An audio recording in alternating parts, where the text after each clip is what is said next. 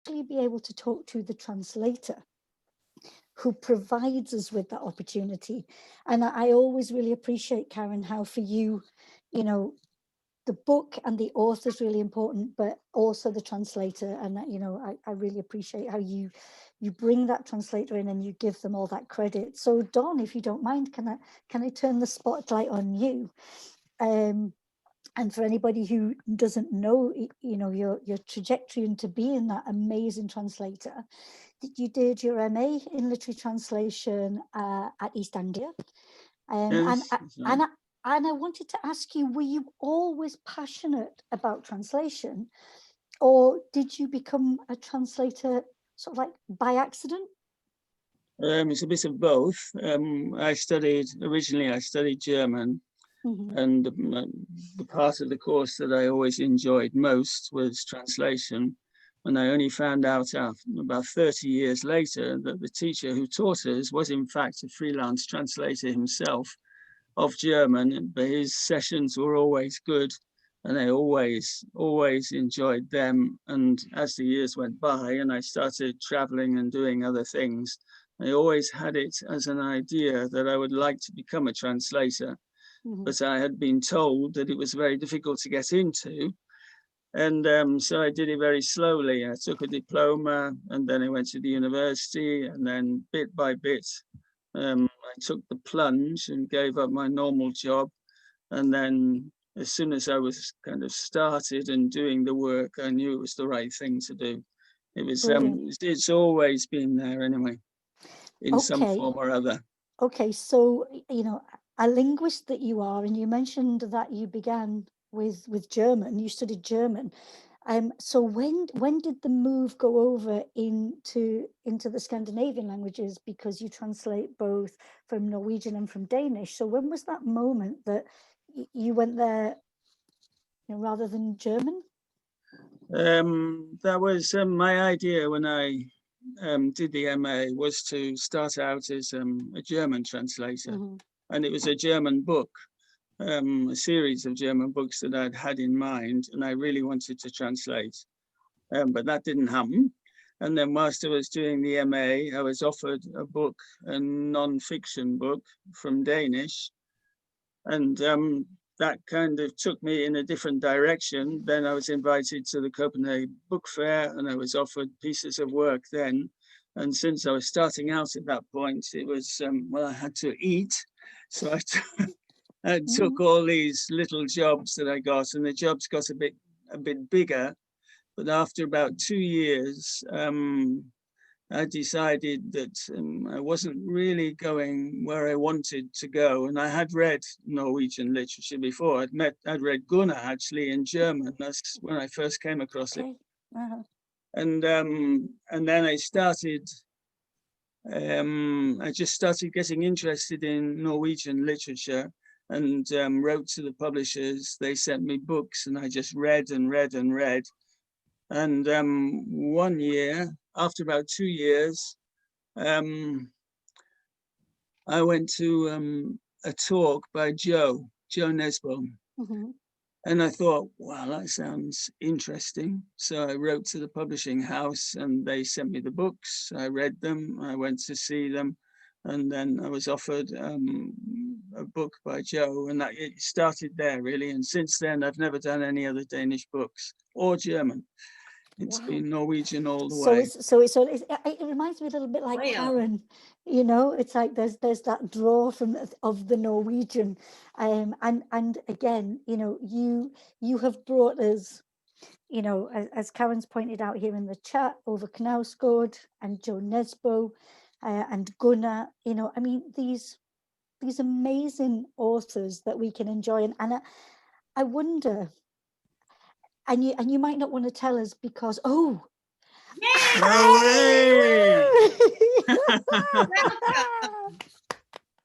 yeah, well, it was the internet connection. I had to restart the internet connection. Well, you're here now. Yeah. I hope I will stay here now. I hope. Yeah. I hope so too. Okay, well, what we're going to do now then is we're going to I was just going to say a tiny thing is that I've actually worked with Gunnar Staalesen since the beginning of Arenda Books, which was 6 years ago, and a little bit before that. So I was briefly at another company, a small independent, before I started Arenda, and they published Gunnar Staalesen's books. And when I left, I wasn't allowed to take anyone with me. Only I did. And that was the beginning of a wonderful relationship. And I'm truly honored to publish Gunnar's books. And you've missed all of my praise earlier. And I'm not going to hold this up any longer by talking. I'm going to pass you over. But what I'd like to say is congratulations. It's an honor to publish this amazing book, beautifully translated by Dawn. And you are now, or Fallen Angels is now officially launched. And I'm going to go away and let you get on with it. Okay. Thank you, Karen. Well, thank you, Karen. Thank you. Gunnar, how are you this evening? It's wonderful to see you. Yeah, it's good to see you in wherever you are, in Newcastle or Edinburgh, Aberdeen, or I'm in Edinburgh tonight. I'm in Edinburgh. in Edinburgh, yeah. Yeah. And so whilst we were, I think your entry was wonderful. I think really you were just teasing us and making us wait a little bit. And the wait is certainly worth it. Well, I hope so. Yeah. So one of the founding creators, without a doubt, of Nordic Noir. I mean, tonight is a historic moment, I think, for all of us that are here, you know, to be able to celebrate with you the launch of Fallen Angels. To think that for anybody who doesn't know, that you made your debut as a writer when you were 22 with a novel called Seasons of Innocence. And again, I've had no chance to read that book, but it isn't billed as crime fiction. So I just wondered if you could take us to the point where you decided to write crime fiction. What got you into that, Gunnar? Yeah, that's a good question.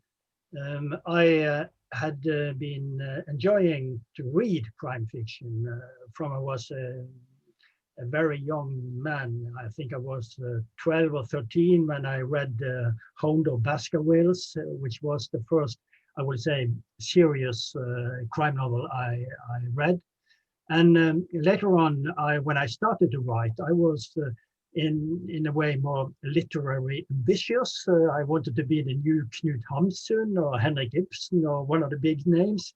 So I started with another sort of fiction, and Uskyldstider, which is the Norwegian name of the Days of Innocence, is an experimental novel more in the style of Jack Kerouac and the Beat Generation writers who inspired me a lot in that period. And I published another novel when I was 24, but then I went into the dark years of my writing career, because there were some years when I wrote one novel that nobody wanted to publish. I wrote this collection of short stories that nobody wanted to publish. And this is in the early 70s. And at that time, I, of course, had discovered more crime fiction, the best crime fiction that existed, in my opinion, the novels of Raymond Chandler. And also, at the same time, the novels of the Swedish couple, Sjöwall and Wahlöö. And a third name I will mention is Ross MacDonald, another American writer. And I think I was started to feel, and I wanted to try to write a crime novel, a detective story. And then there was a competition. My Norwegian publisher, even today, called Gyldendal, they had a competition and asked writers to send in a crime novel, and I wrote the script. That was in the summer of 1974. And to make a long story short, I got the second prize in that competition. That book was published in January 1975, but that was a police procedural. I had two policemen as the detectives, called Dumbo and Muskefiers, to which names they are not translated, of course, these books, but it was quite a good success. And then I wrote another novel about these two policemen, but then I felt to try and experiment because Raymond Chandler and Ross MacDonald was my big favorites. And I wanted to try to make some sort of Norwegian version of that sort of private detective stories. And that was when I created my main character, Valgrim. Valgrim, yeah. And again, to think about that, you know, to be able to say that we're here discussing vintage classic noir, and yet it is so fresh. It might be set in those, you know, time periods. And Karen, you were right. It's the 60s and the 80s. There's a split going back. So Karen, totally. And yet, I think, you know, to be able to read about that character we've come to love and know, of seeing him think back and finding out all about him and what makes him the detective that we see later. So I'm thrilled that Karen said yes to Fallen Angels. So it's the 8th book in the series, in the original series in Norwegian. And I wanted to ask you, Gunnar, why did you feel at that point in the series that you wanted the reader to find out that backstory about Valgrim? Yeah, this is the seventh novel, because one of the books before that was a collection of short stories about Valgrim. And I had, of course, at that moment, it's published in Norway in 1989. And at that moment, I had established Valgrim as a very popular character in Norwegian crime fiction. We sold a lot of books. There were very good critics. And this was a very important point in my life, because till I was 40, I was working at the theater in Bergen as a press secretary. But because of my growing success now as a crime writer, I was at the point when I could quit my daytime job and be a full-time writer. And that I did in '87. And I still worked for the theater because I made a big adaptation for the theater that I worked at about in 87 and 88.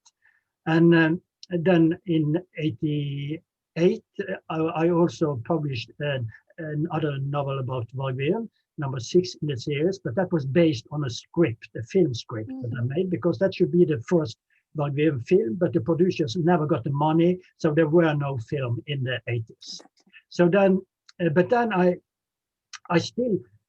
had told 6, 7, and even more stories about Valgrim, but I did not know so much about his young years myself, because in that period I had to learn something new about him from every book I wrote. And I had an idea, which was connected to a rock and roll group, and in Bergen we had you had in England the Mersey Beat in Liverpool, and we had something called Bergen Beat. So there were a lot of rock companies, rock orchestras in Bergen in the early 60s, and this I thought was a good background for writing what I thought should be the theme of this book. And then I could connect that to Valgrim's childhood and his young years, because these rock and roll musicians, they are childhood friends of Valgrim. So then, and I must say that what I thought the theme of this book should be, it was rock and roll and religion. Because we live in times when people have, most of us have left religion behind. We don't believe in so much any longer, but we need the sort of ecstasy that they found in the churches in the older days. And perhaps that sort of ecstasy in the 60s and 70s that was transformed into the ecstasy we have when we are on a very good rock and roll concert. So that was, in a way, the idea of writing this book. And then, of course, I worked about a plot, and we will not tell so much about, I think, the central points in the plot, but of course the theme there is also a very serious and very, very, very heavy plot or heavy theme to have in a novel. But when I started to write about Wagnerian, I decided that I myself, it's a first person story, so very often people connect this character with the writer. But I was very clear that Wagnerian should be quite different from myself. He has another background, he has another sort of work, he is 5 years older than me, but we had one thing in common: we grew up in the same part of Bergen. And this is a part of Bergen called Nordnes, which is a peninsula going out in the fjord, which forms the harbor of Bergen. And then I could use my own memories from that part of the town in the 50s when I let Wagnerian remember his own childhood in that area. So I don't know if you can see it, but this is the Norwegian cover of the book, the Norwegian book. Wow. And Yeah. here you can see the rock and roll musicians. You can see some angels, and down here there is a picture from Nordnes, with the old tree houses, wooden houses in that part of town. So all the story is in a way connected in this cover. So well, that was and I must say that since this was the first book I could write as a full-time writer, I for the first time I felt that I could go deeper into the characters. So I think in the whole Wagnerian series, this is the first book where I really go into not only Wagnerian but several of the other characters too. And in my opinion, this is a very serious novel, but it's published as a crime novel because it is a crime novel. It's written as a crime novel, but it's also to me a very important novel, and I feel myself that this is one of the very best in the whole series of the Wagnerian books. From what I've been able to read, Gunnar, I have to say I totally agree with you. And again, if anybody's not had a chance yet to read the book, you start, there's a quote from a French author at the beginning of the book, Alain Fournier, and I had a look around that, and the notion there being the book that it's from is it's the invisible border between being a child and becoming an adult, and that again I think is one of the really strong themes, you know, that you bring to us.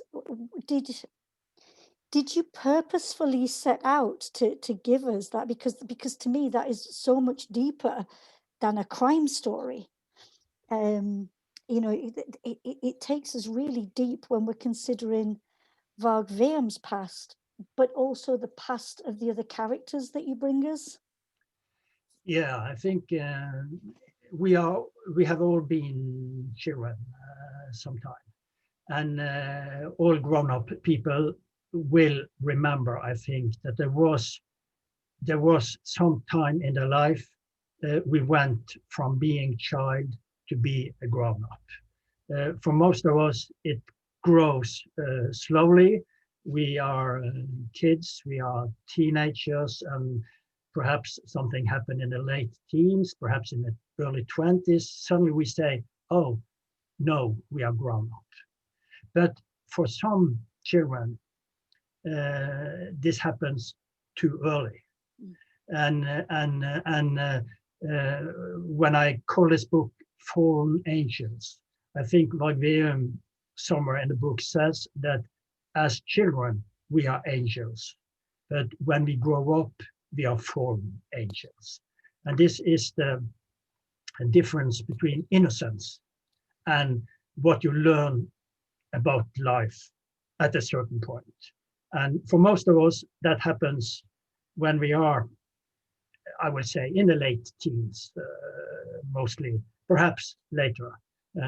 But for some of us, it happens before we really have the age to be grown up. And this is what this book is about also. And it is, of course, Varg has his first big love has an important is an important character in this book. And of course, we all remember somebody from our very young days, even as children, that we were in a way in love with. And certainly when we were teenagers, we were in love all the time, but with different persons mostly. And some of them we still, as grown up, we can think back to and have mostly good memories, perhaps some sad memories too. And that is also a feeling that I try to give to Varg in this book when suddenly he meets his old love relation again, but in a way that he wouldn't hope that he should meet her. And perhaps he has some. This is, you must remember, Varg at this point. We have most of the books that has been published in UK in the later years. That's from the later part of the series. And Varg is a grown-up man. Here he is, 44 in this book. And he has been divorced in 10 years. He is free in the love market. So when he meets this girl again, perhaps he has some hopes for a new springtime for he and Rebecca, which is her name in the book. But I'm afraid, as in most of things that happens to Varg, he had to be disappointed. If not, he wouldn't be a lone wolf like a private detective shall be. Exactly. You put that so beautifully. You always feel when you read the character that there is a man with so much going on inside, that, you know, mentally and emotionally, and yet there always seems to be a distance between him and those around him, except maybe between him and the victims. It's almost like you allow him to become close to that, that one or those individuals who have suffered. And I think that's a beautiful way that you bring us this character. Yeah, and this when I created Varg, that was one of the important characters I was giving him, was that he had been a social worker. He has been working with children who is in very difficult situations. And in all the series, you can see that Varg, he is on the side of the weaker, of the victims, of the losers, against the stronger and the criminals in some connections. So this is my way of creating this character. Thank you, Gunnar. We're going to have a reading, which again I always love about the Arenda book launches, that chance of the reading in both languages. But before we have that reading, I wonder, would you mind if I gave a question to Don? Is that okay, Gunnar? Okay, absolutely. Thank you, Don. As we've been talking about Varg, I wonder what was your first impression, because you said you read Gunnar in German. That's right. First, what was your impression when you first came across this lone wolf, this private detective? I think this was the first one I read was a very early novel, so I read it as a well-constructed plot with an interesting main character. But that was kind of lost in time, and my feeling about Varg has grown over the novels that I've read and translated, and the novels mean a lot more to me now. It was just one novel I read when I was actually quite a lot younger, and it was just by chance. But it's, well, I think as Gunnar says, slightly changing the question, the Fallen Angels is really a peak. It's quite true. What Gunnar says is not really a crime novel. It's much more than a crime novel. So it's very good after all these years of crime novels to go back in time and have this one. Yeah, I totally agree with you. And I also think as well that you can feel the time that it was first conceived. You can feel that time. And it's wonderful, I think, that we've got that opportunity to go back to the 80s and go back to the 60s and see, you know, get that feel of Norway back then in those two time periods. Yeah. So Gunnar, are you ready to deliver us the piece in Norwegian, and then Don will do the honors for us in English? Yes, I hope there will be perhaps some Norwegian who are listening too. Excellent. This is the beginning of chapter 12. Å åpne et fotoalbum som å bli fanget av fortiden. Men fordi dette var en fortid i en tid da man bare tok svart-hvitt-bilder, helst utendørs og aller helst i ferier, var det mange hvite flekker på kartet mitt. Innenfor disse permene befant størsteparten av livet mitt seg. De fleste bildene var fra før 1956, da min far, trikkekonduktøren som studerte norrøn mytologi på fritiden, og dessuten var en flittig amatørfotograf, døde. Og fra etter 1958, da jeg selv fikk et billig fotoapparat i fødselsdagspresang og begynte å ta mine første forsiktige bilder. Min mor fotograferte aldri. That was the Norwegian version. Lovely. Thank you. So Don, do you want to give us the English version now? Okay, here we go. Chapter 12.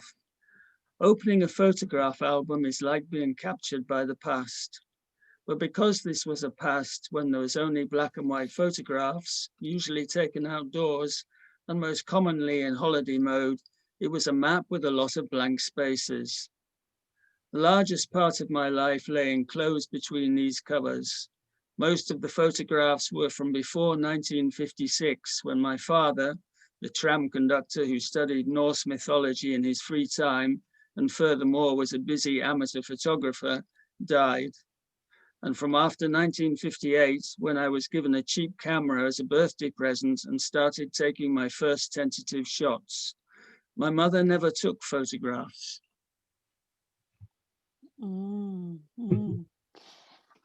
Thank you, both of you. And just to come in on that last line, my mother never took photographs. And what a contrast, because again, as you go through Fallen Angels, it's very much like snapshots of the past, those captured moments.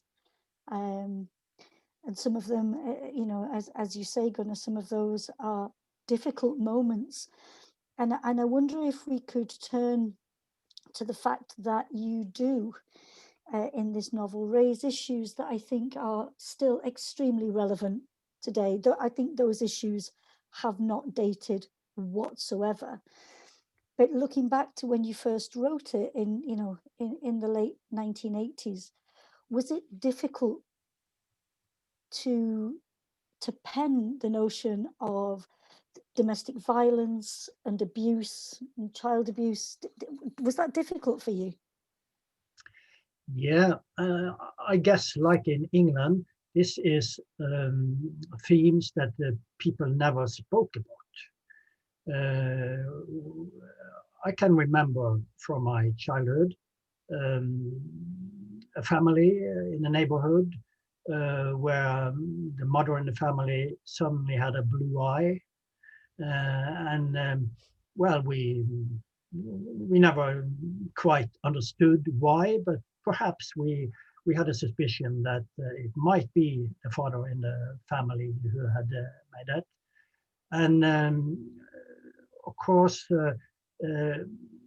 in more or less the same time, perhaps some years earlier, the Norwegian female writer Herbjørg Wassmo. She had published some novels that is very clearly about child abuse, but very discreetly told about. So of course this is a theme today. You find that sort of crimes in a lot of crime fiction and in a lot of other fiction, but this was not so easy to write about at that point of time. I remember that I worked a lot about how to tell a story, and I'm a writer. I don't write so very much about concrete violence. When you come to my crimes, it's not splatter novels. It's not a lot of blood and violence. I'm more interested in the psychology. And in this story, it is like in most Wagner stories, the real crime happened before the novel starts.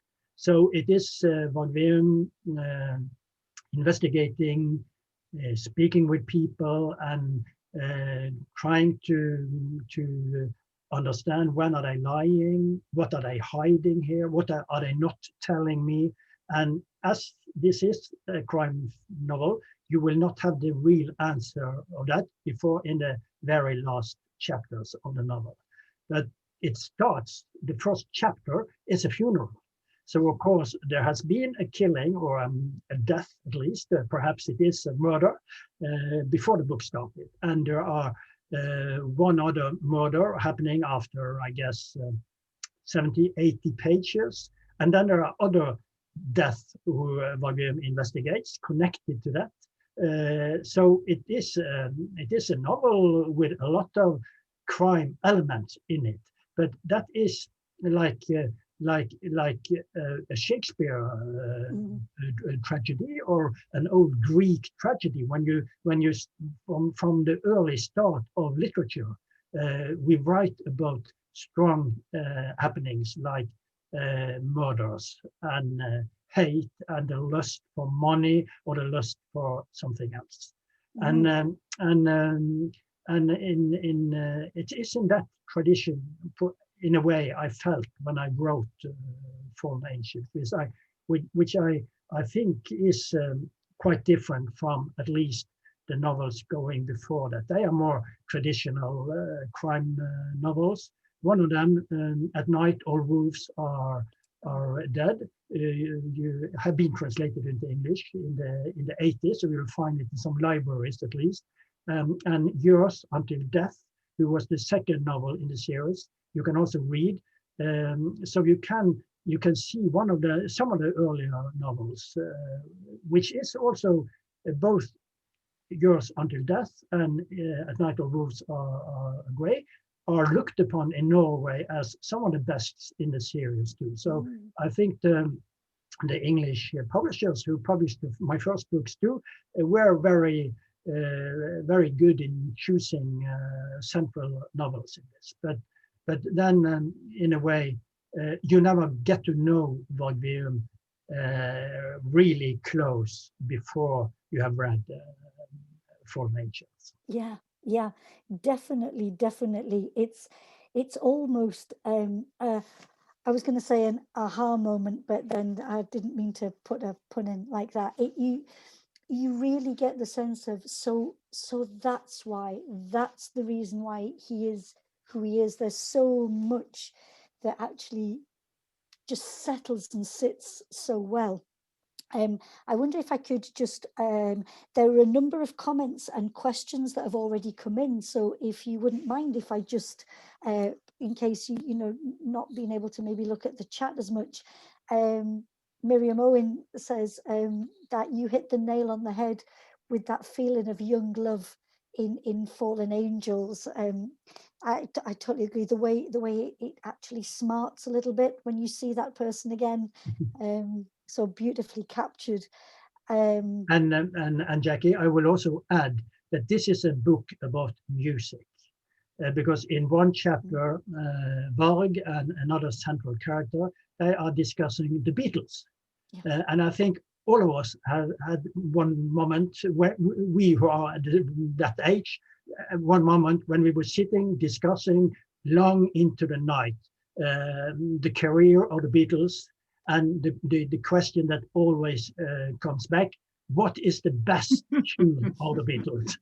And that is Wagner and his friend is telling about that too. And it is a book about music. It is about rock and roll music, and it is a generation novel because we follow these people from their young days until they are grown up, and perhaps their career has been has gone.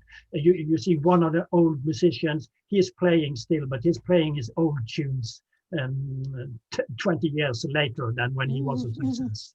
He's an old success, and he tried to live up to that. And I think this is some sort of theme that everybody all over the world who has the same love of music and the same experience of music will relate to that sort of feelings.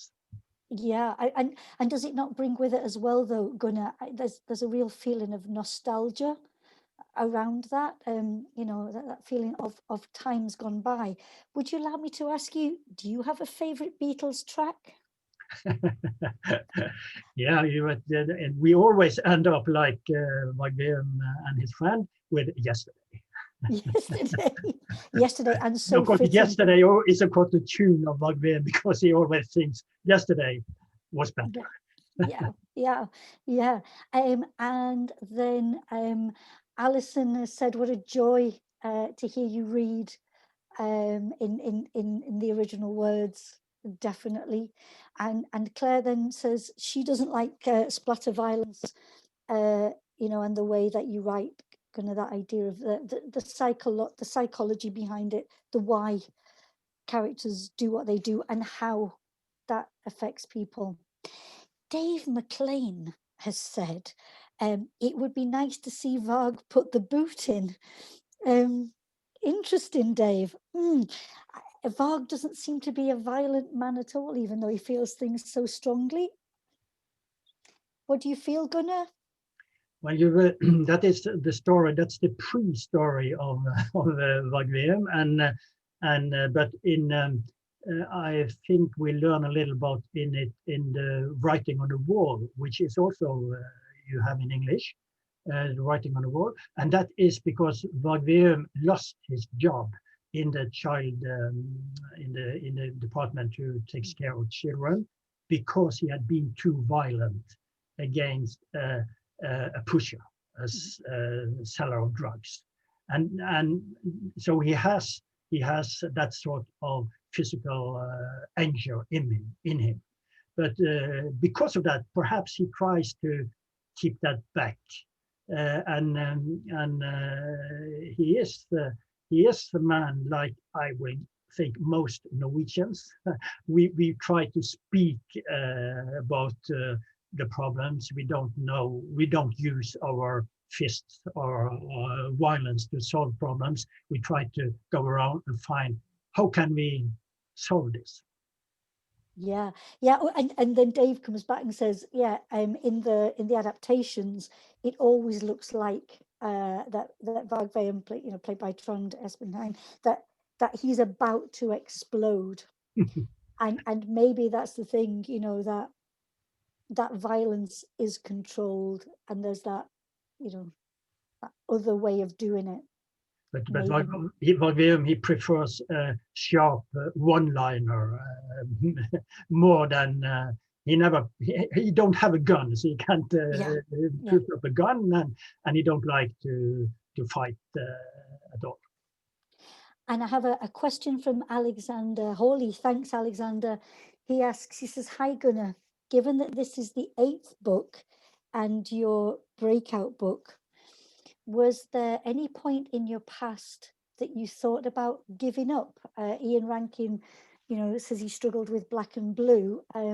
You as a writer, can you point to a place in your trajectory where you thought, I'm going to hang up my pen?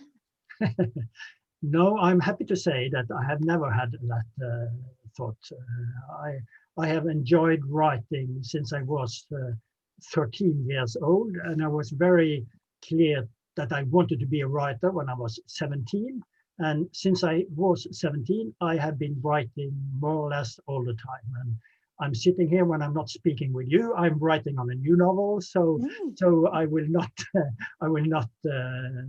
I have never had that feeling. And very often I'm asked the question to, did I want to leave Van Beem or find another sort of hero? Yeah. So, but no, I have written I published in Norway now 19 novels about Van Beem. So the number 20 is perhaps the next one.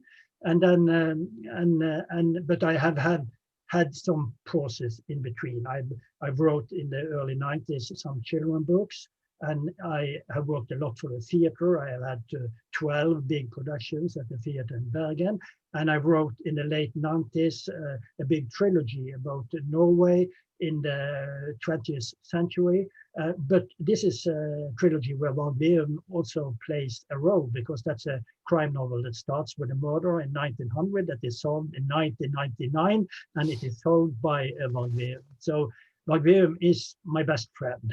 And I used to say, and I'm his only friend.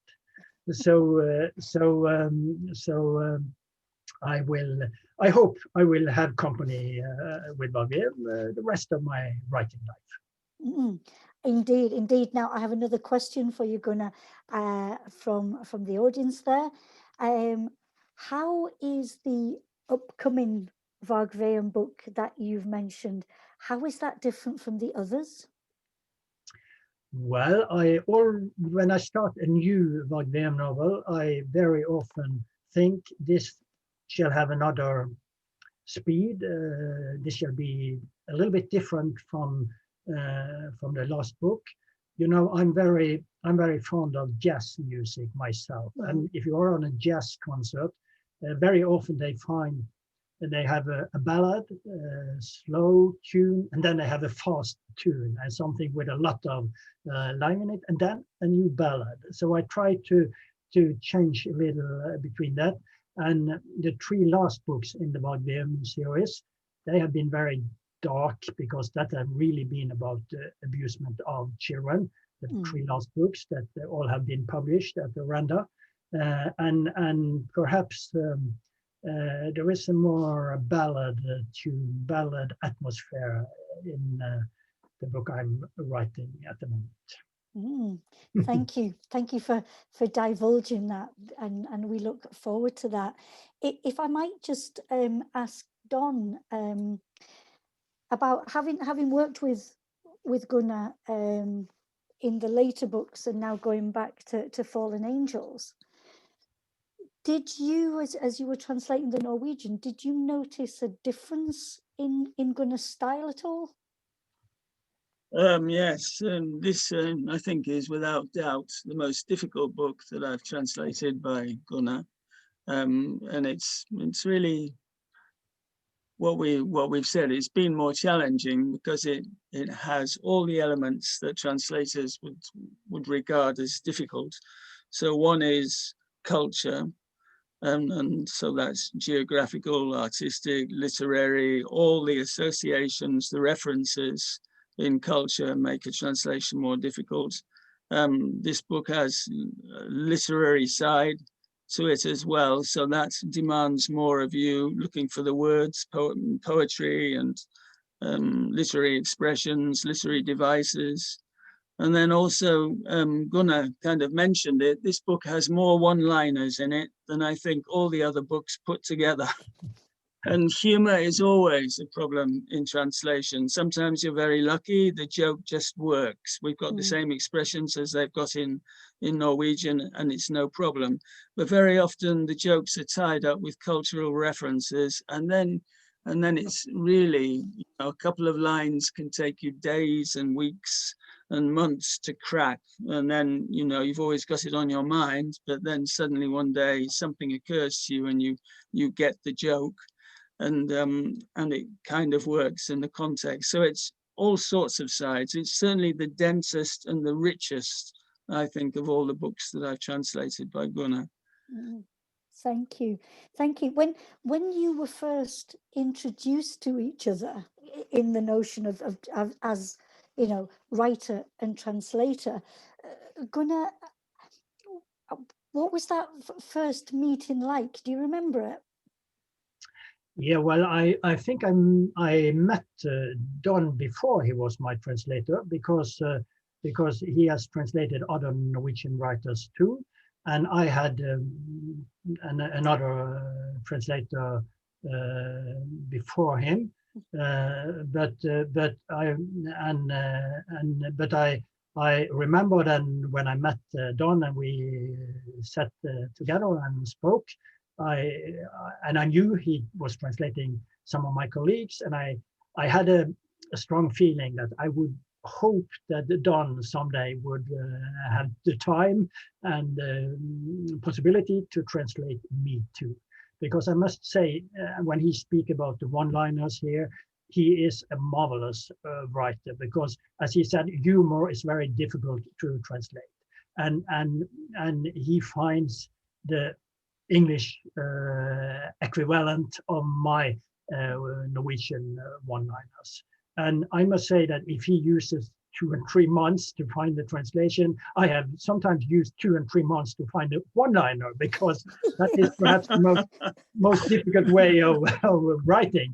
And this is of course the heritage from Raymond Chandler, because Raymond Chandler was the big one-liner writer, the biggest one-liner writer on them all, and his metaphors. And I think I can see myself some changes in my own writing, because there were more Raymond Chandler, I think, in the books from the 70s and 80s and up till 95. But after my work with the trilogy in the late 90s, and when I went back to Varg in 2002, then I think I'm more, it's more Ross MacDonald, it's more dialogue, it's not so many one-liners and so much of the voice of the writer in the later part of the series as it was in the first part. But of course it's still the same character, and Varg is, as my English readers know, he is growing old. When I published my first book in Norway, he was 36. And in this book, he is 44. And the last one who was published in UK last year, he was 62, I think, yes. So like all of us, he's growing older. But I love the fact you talk about that change in your writing and how that seems to go well with, you know, because as we grow older, we change our attitudes and how we respond and how we speak about things. So I love the fact that, you know, that we can see him evolve. I wanted to ask you, because so many years with this character, do you carry him around with you everywhere you go, or are you able to leave him, you know, I don't want to say, you know, like abandon him, but leave him for a little while, or is he constantly with you? Yes, in a way he is with me every day, because I think it's very few days in my life after 76 that I haven't thought about Varg sometime during the day, because there's always a new idea in my head, and very often I see something that can happen in a future novel, in a novel that I haven't written, and perhaps I will not write it before in 5-6 years. But I go out in the street, I see something happen, and I think, oh yeah, this could be a scene in a Varg story. And of course, since I'm very often when I meet people, I get questions about Varg, and I've been interviewed so many times during the last almost 50 years about Varg, so I have to think about it more or less all the time. I'm glad that you carry him with you. I just wondered if there were any more questions as well. I have some more, but if anybody watching with us has questions, please do pop them either in the chat or in the Q&A, and we'll get them to Gunnar and to Don. And I wanted to ask Karen. I'm aware we started a little bit later, so are we good to go for a little bit longer, Karen? Are we okay with that? No, Hi. I think so, and I'm very pleased to see that we have so many people here with the Bake Off final tonight. Now they're all going to disappear. No, I think we're Sophie. Are we okay to carry on for a little bit longer? Yeah, why not? Yeah, brilliant. Who am I to end this? I know, it's so beautiful while we have it.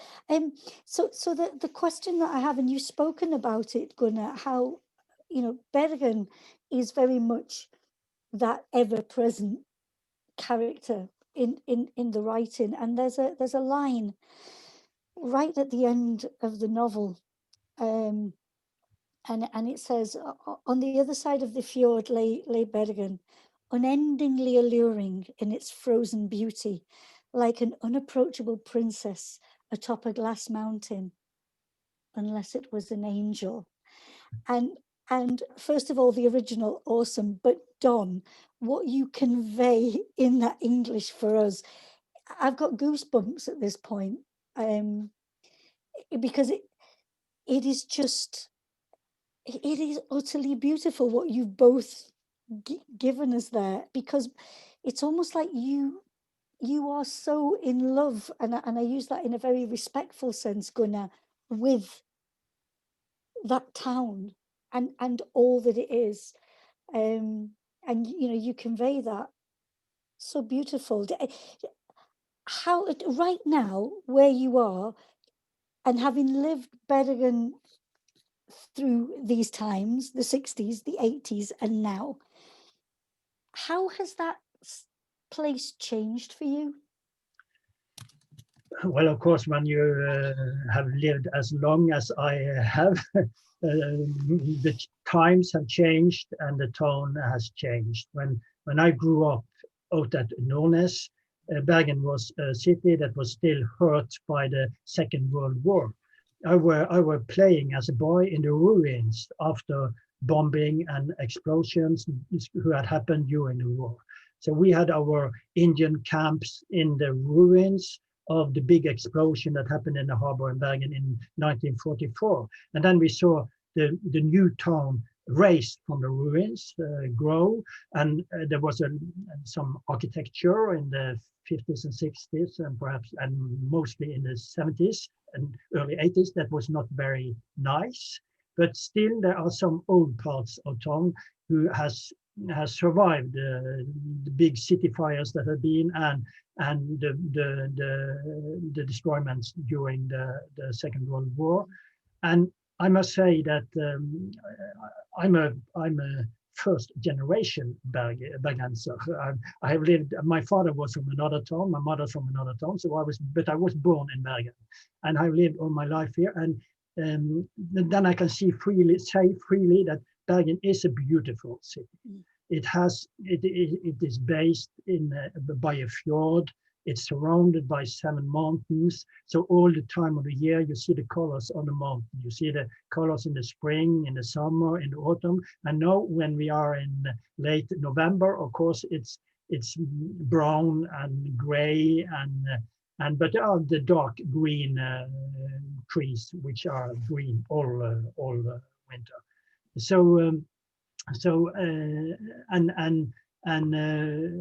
I try in my novels to have some, I would say some pauses between all the violence and all the drama, where it's just some sort of poetry that grows from the landscape.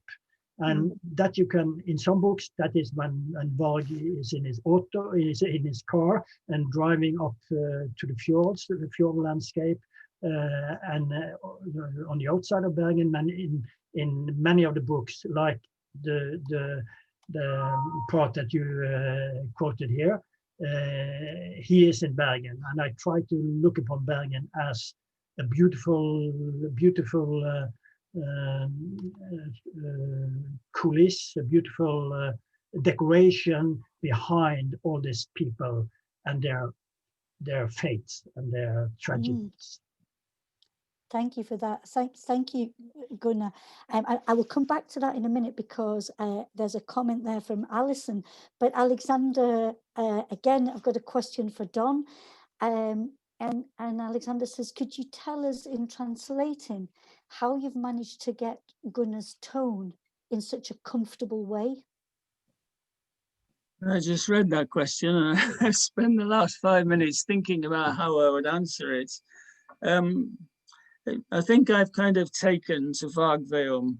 So if I just concentrate on the dialogue, and I like the character, I like the way he behaves, I like his easy humor, I like the fact that he's not violent, but he has a social conscience, and I can kind of put myself in his shoes. And so when I have him speaking, I kind of hear the expressions in my head and I hear how he's speaking.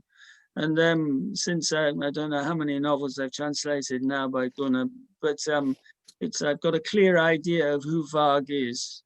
And the dialogue is where I really concentrate because I like to have him, I like the character kind of real. And the novels themselves, I'm not sure if it's comfortable or not. Translating descriptions of scenery that you can't actually see in front of you is always slightly risky. So I spend time going on the net trying to see these places so that I get a description that's more or less accurate. But obviously I don't know Bergen anywhere near as well as Gunnar. And it's always feeling my way towards it. But Gunnar's books I've always liked, and I think that when you like something, then you put a bit extra into what you're translating. You've got a feeling for it.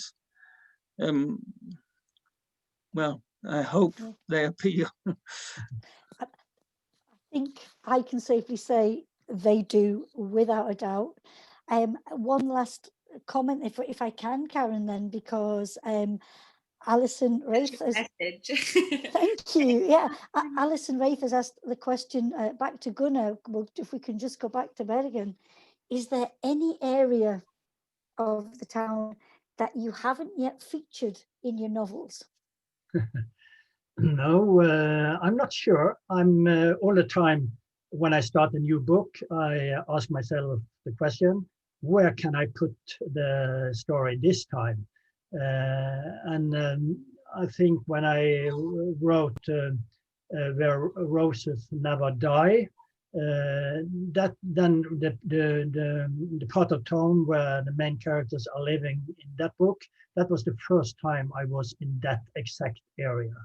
But in most of the books I write now, I have to return to areas where I've been before, because I have been in all Bergen. And you know, it's this English cover of Fallen Angels.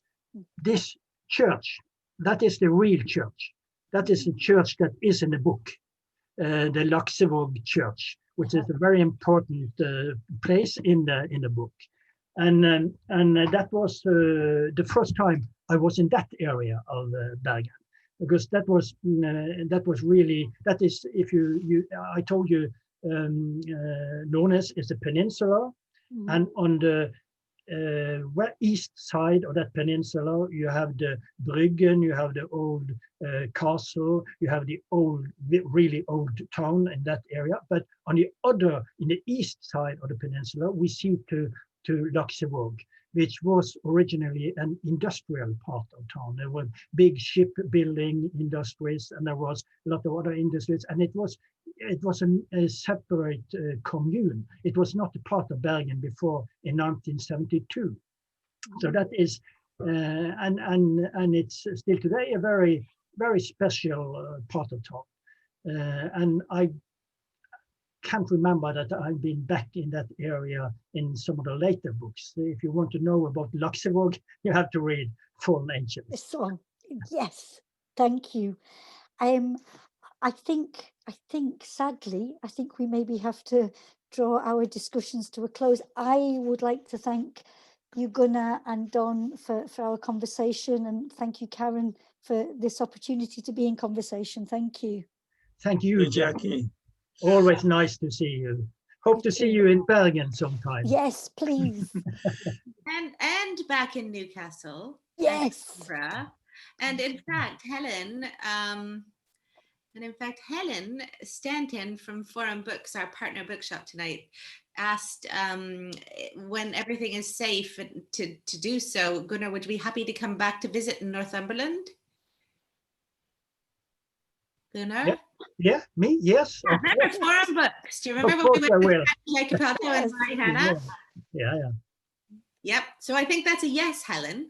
And that seems to be a perfect way to round off this evening because, as I said, Forum Books is our partner bookshop and it's the only place to get signed copies of this incredible seminal example of Nordic Noir by one of the masters of his craft. We're honored to publish it. And that was an amazing evening. Thank you so much, Jacky, for leading that. Good. I'm so glad we finally got you on here, and it was definitely worth the wait. And Dawn, again, an honor to be in your company.